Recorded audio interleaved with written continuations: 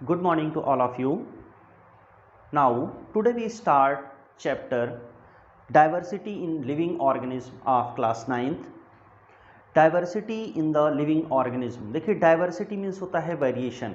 Diversity means होता है कि डिफरेंट डायरेक्शन में किसी चीज़ का मूवमेंट, एक पॉइंट से डिफरेंट डायरेक्शन में अगर किसी चीज़ का मूवमेंट हो रहा है तो इसी को बोलते हैं डाइवर्सिटी या वेरिएशन। जैसे मान लीजिए एक जगह से कोई चीज़ स्टार्ट हुई और ये डिफरेंट वेज पे जा रही है, ठीक है, इसी को बोलते हैं डाइवर्सिटी। ये है डाइवर्सिटी, मतलब डिफरेंट पार्ट्स में ये डिवाइड हो जाना, यही आपकी डाइवर्सिटी है। ठीक है, तो डाइवर्सिटी चैप्टर में हम लोग पढ़ेंगे evolution, basis of the classification, classification किस बेस पर होगा, कितने किंगडम में डिवाइड होगा, फिर उन किंगडम को कैसे हम फाइलम में और क्लास में, ऑर्डर में किस तरह से डिवाइड करते हैं, ये सब चीज़ें हम इस वीडियो में पढ़ेंगे। आइए देखते हैं। पहला यहाँ पर पॉइंट लिखा हुआ है क्लासिफिकेशन एंड एवोल्यूशन। देखिए, पहला वर्ड हम देखेंगे एवोल्यूशन। एवोल्यूशन का मतलब हुआ कि चेंजमेंट, डिफरेंट डायरेक्शन में चेंजमेंट। जैसे हमने यहाँ से स्टार्ट किया, जब हम लोग डाइवर्सिटी की स्टडी करना स्टार्ट करते हैं तो सबसे पहला जो हम लोगों को, सबसे पहला जो ऑर्गेनिज्म हम लोगों को मिलता है, जो सबसे पहला बेस मिलता है, वो मिलता है एक तो सेल। ठीक है, तो एक तो मिलता है आपका सेल। तो पहले आपने सबसे पहले पढ़ा यूनिसेलुलर एनिमल। यूनिसेलुलर एनिमल जब हमारी अर्थ पर जीवन स्टार्ट हुआ, लिविंग बीइंग स्टार्ट हुए, तो सबसे पहले जो ऑर्गेनिज्म बने वो बन के तैयार हुए यूनिसेलुलर। और ये यूनिसेलुलर कैसे थे? केवल एक सेल के ऑर्गेनिज्म, एक ही सेल में पूरा ऑर्गेनिज्म था। जैसे आपका क्या है, जैसे आपका है अमीबा, यूग्लिना, पैरामीशियम, ये ऐसे ऑर्गेनिज्म थे जो आपके यूनिसेलुलर थे। फिर इनका करके धीरे धीरे करके इनमें डेवलपमेंट हुआ, एडवांसमेंट हुआ, फिर उससे मल्टी सेलुलर बने, फिर मल्टी सेलुलर में भी थोड़ा वेरिएशन हुआ, फिर उससे और ज़्यादा डेवलप बनते जा करके बना आपका कार्डेटा, और कार्डेटा में मैमेलिया में ह्यूमन बीइंग। ठीक है, मैमेलिया में भी सबसे टॉप मोस्ट जो है होमो सैपियंस, दैट मीन्स जो हम लोग हैं। तो इस तरह से हमारा एवोल्यूशन स्टार्ट हुआ। पहले हम लोगों ने पीछे के चैप्टर में हम लोगों ने स्टडी किया प्रोकैरियोटिक सेल। तो जो पहले सेल बनी थी वो कैसी थी? प्रोकैरियोटिक टाइप की सेल थी। प्रोकैरियोटिक सेल का मतलब हुआ कि उनमें न्यूक्लियस वेल डेवलप्ड नहीं था, उसमें जो और ऑर्गेनिज्म थे वो वेल डेवलप्ड नहीं थे। फिर धीरे धीरे करके प्रोकैरियोटिक से यूकैरियोटिक सेल का डेवलपमेंट हुआ, वो हम लोग इस चैप्टर में उसकी स्टडी करेंगे। तो ये आपका हुआ एवोल्यूशन, सेल से, यूनिसेलुलर से मल्टीसेलुलर से डिफरेंट डेवलपमेंट ऑर्गेनिज्म, और उसके बाद ह्यूमन बीइंग तक की जो ये एक यात्रा है, एक जीवन लाइफ है, मतलब यहाँ से स्टार्ट होके यहाँ तक पहुँचने की जो ये वेरिएशन है, इसी को हम लोग एवोल्यूशन बोलते हैं, चेंजमेंट बोलते हैं। ये चेंज होता रहता है। अब आइए हम लोग स्टार्ट करते हैं क्लासिफिकेशन। इसको हम क्लासिफिकेशन में पढ़ते चलेंगे और इसमें जो है आपका समझते चलेंगे। क्लासिफिकेशन, देखिए, जो द हायरार्की ऑफ क्लासिफिकेशन की जो हायरार्की है वो पहले तो डिफरेंट जो सबसे पहले दिया था वो डार्विन ने दिया था। अरिस्टोटल ने दिया था। फर्स्ट ऑफ ऑल अरिस्टोटल ने दिया था। अरिस्टोटल ने क्या किया था? केवल ऐसे डिवाइड किया था, लैंड पे रहने वाले एनिमल, वाटर में रहने वाले एनिमल, एयर में रहने वाले एनिमल, तो इस तरह से वेरिएशन दिया था। तो फर्स्ट ऑफ ऑल उन्होंने ही बताया था, बट ये कि उसमें बहुत सारे वेरिएशन थे। लेकिन यह है कि अगर हम बोलें कि फादर ऑफ द जूलॉजी, तो हम बोलते हैं अरिस्टोटल, हिंदी में बोलते हैं अरस्तु। ये हायरार्की ऑफ द क्लासिफिकेशन। फिर यहाँ से हुआ धीरे धीरे का साइंटिस्ट और आते गए, उनका डेवलपमेंट हुआ। फर्स्ट ऑफ ऑल जो वेल डेवलप्ड या बोलते हैं कि वेल क्लासिफाइड हायरार्की और क्लासिफिकेशन दिया, उन्होंने दिया अर्नस्ट हैकेल ने 1894 में दिया। उसके बाद फिर रॉबर्ट विटकर ने दिया था 1954 में, फिर कार्ल ऊज ने दिया 1977 में। ये जो 5 किंगडम सिस्टम है जो हम लोग प्रेजेंट टाइम में स्टडी करते हैं, 5 किंगडम सिस्टम, इसको दिया था आपका रॉबर्ट विटकर ने।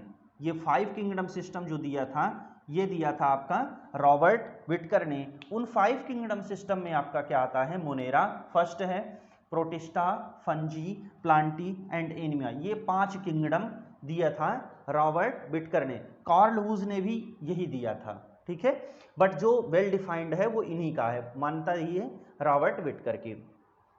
अच्छा, इसके बाद जो किंगडम आता है, किंगडम के बाद अलग अलग हम डिवीजन करते हैं, उसको फर्दर डिवाइड करते जाते हैं। जैसे आप देखा होगा कि प्लांट की एक रूट है, जैसे आपने देखा होगा कि प्लांट की स्टेम होती, नीचे से ट्रंक निकलती सिंगल, फिर उसमें से अलग अलग ब्रांचेज निकलती जाती। तो वैसे ये क्या है, किंगडम है, किंगडम के बाद फिर 2-3 ब्रांचेज निकली फाइलम की, फिर फाइलम से क्लास की ब्रांचेज पतली पतली निकली, फिर उससे ऑर्डर की निकली। तो इस तरह से इसमें 7 बेसिस पर डिवाइड करते हैं किंगडम, उसके बाद आता फाइलम, फिर क्लास, फिर ऑर्डर, फिर फैमिली, फिर जीनस और फिर स्पीसीज। इस तरह से हम इसको क्लासिफाई करते हैं। ये 7 नेम्स हैं, ठीक है, ये मेन होता है, उसके बाद यहाँ से सब डिवीजन स्टार्ट होता है।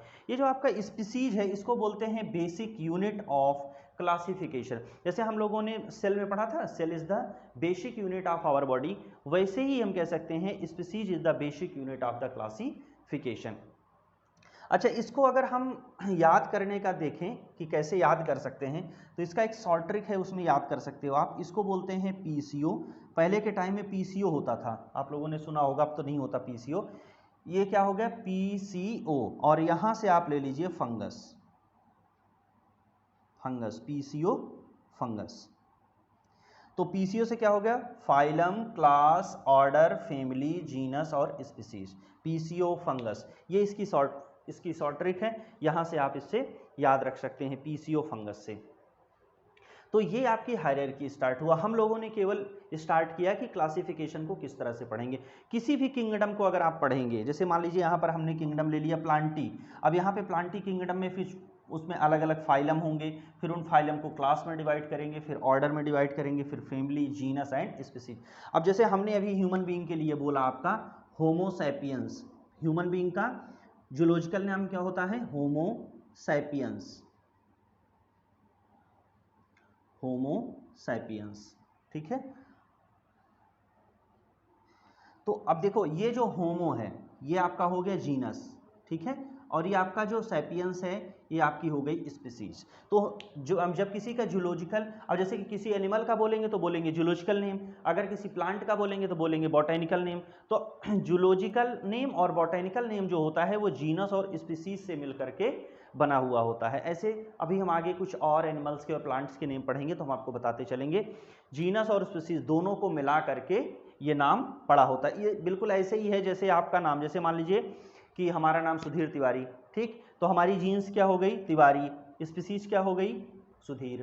तो ऐसे ही 2 नाम है हमारे 2 नाम है, उन दोनों नामों को बाइफरकेट कर लीजिए आप, ठीक है। ये बड़ा होता है, इसमें कई स्पीसीज होती हैं। अब जैसे होमोजीन सैपियंस हम लोग हैं, क्रोमैग्नान मानव था तो उसको बोलते थे होमो क्रोमैग्नान। तो इस तरह से अलग अलग उनमें इसमें भी कई स्पीसीज होती हैं। ओके, तो ये आपका क्लासिफिकेशन था।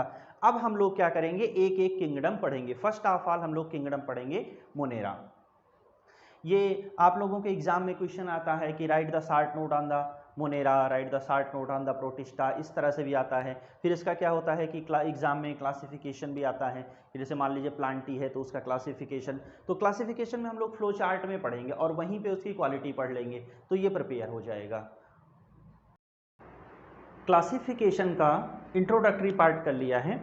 अब हम लोग जो है मोनेरा और प्रोटिस्टा, ये 2 किंगडम है। देखिए हम लोगों ने 5 किंगडम में डिवाइड किया, Monera, protista, fungi, Plantae and animalia. पहले हम लोग पहले ये 2 किंगडम को पढ़ते हैं। ये स्टार्टिंग के किंगडम हैं और ये जो किंगडम हैं इसमें माइक्रो ऑर्गेनिजम्स आते हैं। ये जो दोनों किंगडम हैं ये माइक्रो ऑर्गेनिजम्स में इनमें माइक्रो ऑर्गेनिजम्स की स्टडी हम लोग करते हैं। यहाँ पर देखिए दोनों में लिखा हुआ है यूनिसेलुलर, ये दोनों कैसे हैं, इसमें यूनिसेलुलर ऑर्गेनिज्म की स्टडी हम लोग करते हैं, like the bacteria, protozoans, unicellular algae, इस तरह के जो ऑर्गेनिज्म है उसकी स्टडी हम लोग करते हैं। These organisms are the prokaryotic unicellular and these organisms are the eukaryotic unicellular। देखिए ये प्रोकैरियोटिक्स हैं। इन प्रोकैरियोटिक्स में क्या है, प्रोकैरियोटिक्स में क्या होता है, वेल डेवलप्ड न्यूक्लियस नहीं होता है, they do not have well developed nucleus, but in the eukaryotics they have the well developed nucleus. Second point, some organism have cell wall and some not. अच्छा देखिए, cell wall किसका character है? हम लोगों ने पढ़ा पीछे कि सेल वॉल, टिश्यू में पढ़ा कि सेल वॉल किसका कैरेक्टर है? सेल वॉल कैरेक्टर है ये प्लांट का। तो मीन्स ये है कि मोनेरा में जो यूनिसेलुलर ऑर्गेनिज्म है उसमें से कुछ प्लांट हैं और कुछ प्लांट नहीं है। कुछ जो प्लांट नहीं है दैट मीन्स वो एनिमल्स हैं। इसमें क्या है, some organism have the appendages hair like cilia.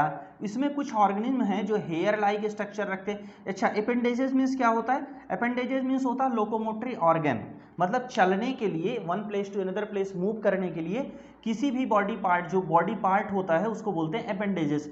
तो कुछ में हेयर लाइक ऑर्गन होता है उसको बोलते हैं सिलिया, और किसी में विप लाइक ऑर्गन होता है उसको बोलते हैं फ्लैजेला। विप लाइक मीन्स होता है रस्सी जैसा, स्प्रिंग जैसा, तो विप लाइक फ्लैजेला होता है।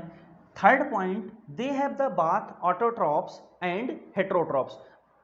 ऑटोट्रॉप्स का एग्जांपल है साइनोबैक्टीरिया, हेट्रोट्रॉप्स का एग्जांपल है एनदर बैक्टीरिया। ओके, और कुछ एग्जांपल्स यहाँ पे गिवन है लाइक द माइकोप्लाज्मा, एनावेना। एनावेना क्या है? ये साइनोबैक्टीरिया है। अच्छा, इसी साइनोबैक्टीरिया को हम लोग और एक नाम कहीं कहीं आपको लिखा मिलेगा, इसको बोलते हैं blue green algae. Blue green algae, ठीक है। Third point, they are the both autotrophs. Unicellular organism जो है ये ऑटोट्रॉप्स का एग्जांपल है, यहाँ ब्रैकेट में लिखा है autotrophs unicellular organism. Unicellular algae जो हैं ये ऑटोट्रॉप्स हैं, एंड हेट्रोट्रॉप्स प्रोटोजोवंस। जो प्रोटोजोवंस हैं वो हेट्रोट्रॉप की कैटेगरी में आते हैं। इसमें और आपका आता है, अगर प्रोटिस्टा में आपको एग्जांपल बताएं तो प्रोटोजोवंस हैं और डाइएटम्स हैं, और इसी तरह के बहुत सारे एल्गी हैं जो इसकी कैटेगरी में आते हैं। तो इस तरह से हम लोगों ने मोनेरा और प्रोटिस्टा पढ़ा।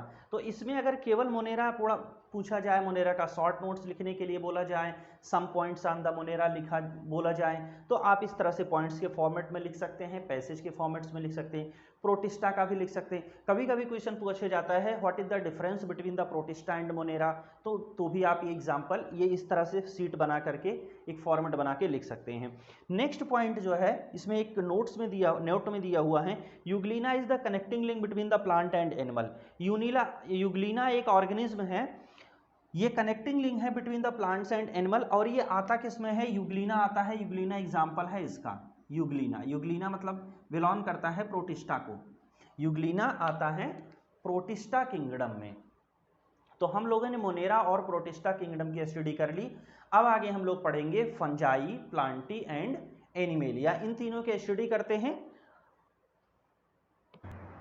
Now next and third kingdom is fungi.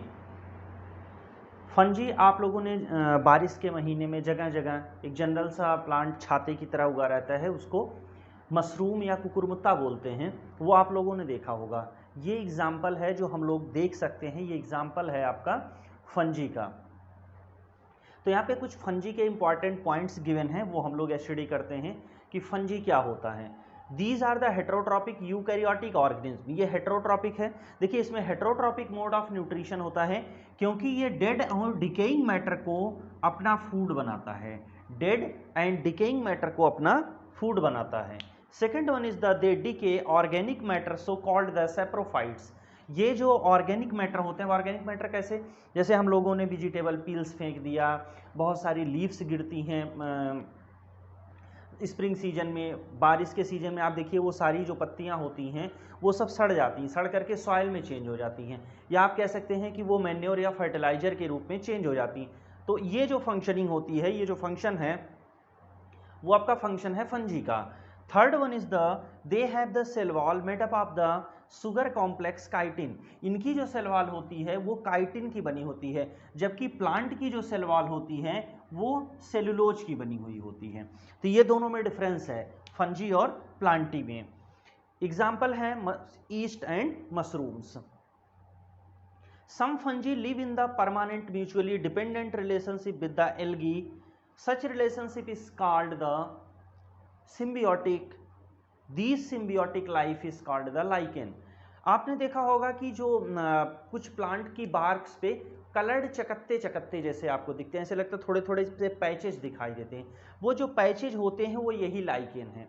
ये क्या करते हैं, कुछ फंजी जो है एल्गी के साथ परमानेंटली एक रिलेशनशिप में रहते हैं, उस रिलेशनशिप को सिम्बियोटिक रिलेशनशिप बोलते हैं। और ये जो लाइफ है इसको लाइकेन बोलते हैं, उसको बोलते हैं कंबाइंड रूप से, ना एल्गी बोलते हैं ना फंजी बोलते हैं लाइकेन। और ये सिम्बियोटिक रिलेशनशिप में होता है कि दोनों को भी बेनिफिट हो, मतलब इसमें फंजी को भी बेनिफिट होता है और लाइकेन को भी, और सॉरी एल्गी को भी बेनिफिट होता है। फंजी को क्या बेनिफिट होता है, एक्चुअली में फंजी फूड नहीं बना पाता, तो ये दूसरे पे डिपेंडेंट होता है। तो ये क्या करता है कि ये नीचे से वाटर और मिनरल्स को एब्जॉर्ब करके एल्गी को देता है, और एल्गी कैसा होता है, ग्रीन कलर का। तो एल्गी क्या करता है कि सनलाइट में फोटोसिंथेसिस का काम करता है। तो इसमें हो गया ना दोनों को फायदा। तो इसमें दोनों एक साथ सिम्बियोटिक रिलेशनशिप में रहते हैं, जिससे दोनों को बेनिफिट होता है और दोनों एक साथ रहते हैं। तो ये आपका हो गया फंजी। हम लोगों ने 3 पॉइंट पढ़ लिया, 3 किंगडम पढ़ लिए, मोनेरा, प्रोटिस्टा और फंजी। आई होप कि ये तीनों किंगडम आप लोगों को समझ में आया होगा। अब जो अगले 2 किंगडम हैं, प्लांटी और एनिमेलिया, वो हम लोग 2 इंडिविजुअल वीडियो में देखेंगे। अगर ये आपको वीडियो अच्छा लगा हो तो चैनल को सब्सक्राइब कर लीजिए, वीडियो को लाइक करिए और इसको शेयर करिए। Thank you for watching.